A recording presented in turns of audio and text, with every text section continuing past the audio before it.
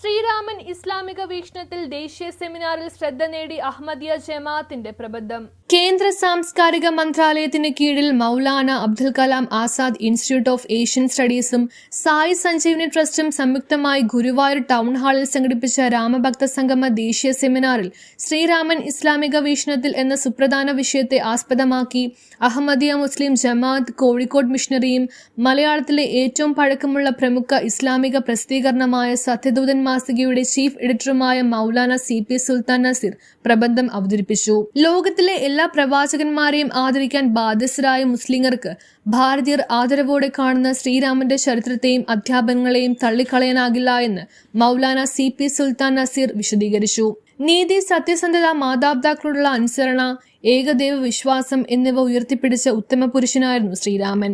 ഭാരതീയ സംസ്കൃതിയിൽ ത്യാഗത്തിന്റെയും ധർമ്മത്തിന്റെയും പ്രതീകമായ ശ്രീരാമനെ ഇസ്ലാമിക ദർശനങ്ങളുടെ വെളിച്ചത്തിൽ വിലയിരുത്തുന്നതായിരുന്നു അദ്ദേഹത്തിന്റെ അവതരണം. പ്രവാചകന്മാരും പുണ്യപുരുഷന്മാരും ലോകത്തിലെ എല്ലാ ജനവിഭാഗങ്ങളിലേക്കും നിയോഗിക്കപ്പെട്ടിട്ടുണ്ടെന്ന ഖുറാനിക അധ്യാപനങ്ങൾക്ക് അടിവരയിടുന്നതായിരുന്നു അദ്ദേഹത്തിന്റെ വാക്കുകൾ. വിവിധ മതവിഭാഗങ്ങൾക്കിടയിൽ പരസ്പര ധാരണയും സൗഹൃദവും വളർത്തുകയെന്ന ലക്ഷ്യത്തോടെയാണ് പ്രബന്ധം തയ്യാറാക്കിയത്.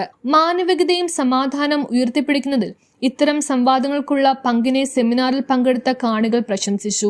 രാമഭക്ത സംഗമ വേദിക്ക് മുന്നിൽ മുസ്ലിം സഹോദരന്മാർക്ക് നമസ്കരിക്കാൻ സൗകര്യമൊരുക്കി സംഘാടകർ മാതൃകയായി.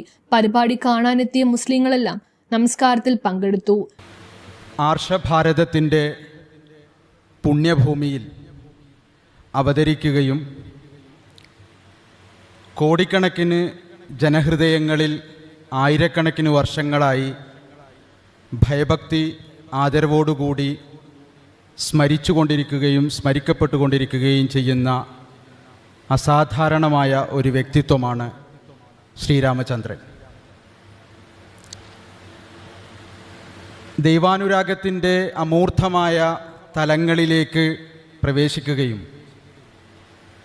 മനുഷ്യ സൃഷ്ടിപ്പിൻ്റെ ലക്ഷ്യം കണ്ടെത്തുകയും ദൈവിക ഗുണങ്ങൾ സ്വായത്തമാക്കുകയും അത് പ്രതിഫലിപ്പിക്കുകയും ചെയ്യുന്ന ഇത്തരത്തിലുള്ള ദിവ്യ പുരുഷന്മാരുടെ ആഗമനം ലോകത്ത് വളരെ അപൂർവമായിട്ടാണ് സംഭവിക്കാറുള്ളത്.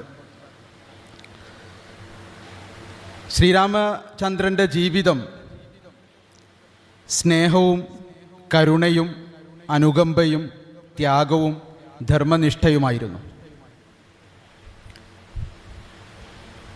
കാരണം ശ്രീരാമചന്ദ്രൻ്റെ രാജ്യത്തെക്കുറിച്ച് പറയുന്നത് അയോധ്യ എന്നാണ്. അയോധ്യ എന്ന വാക്കിൻ്റെ അർത്ഥം യുദ്ധങ്ങളില്ലാത്ത ഭൂമി, യുദ്ധങ്ങളില്ലാത്ത നാട് എന്നാണ് ഒരു ഭാഷാ പണ്ഡിതൻ എനിക്ക് പറഞ്ഞു നൽകിയത്.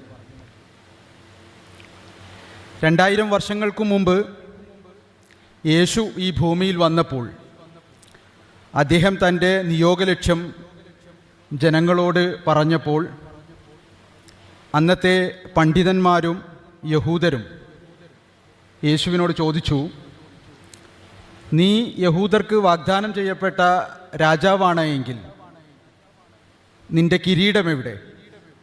നിൻ്റെ ചെങ്കോൽ എവിടെ? നിൻ്റെ ഭരണം എവിടെ?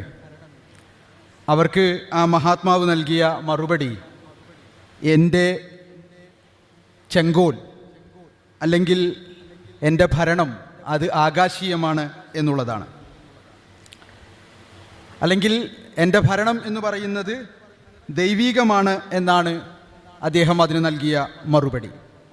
ഇതുപോലെ ശ്രീരാമൻ്റെ ജീവിതം അല്ലെങ്കിൽ ശ്രീരാമൻ്റെ ആ രാജ്യം അയോധ്യയാണ് എന്ന് പറയുമ്പോൾ അത് യുദ്ധങ്ങളില്ലാത്ത, സംഘർഷങ്ങളില്ലാത്ത, സ്നേഹത്തിൻ്റെയും കരുണയുടെയും ത്യാഗത്തിൻ്റെയും ഭൂമിയാണ് എന്ന് നിസ്സംശയം നമുക്ക് പറയാൻ സാധിക്കുന്നതാണ്.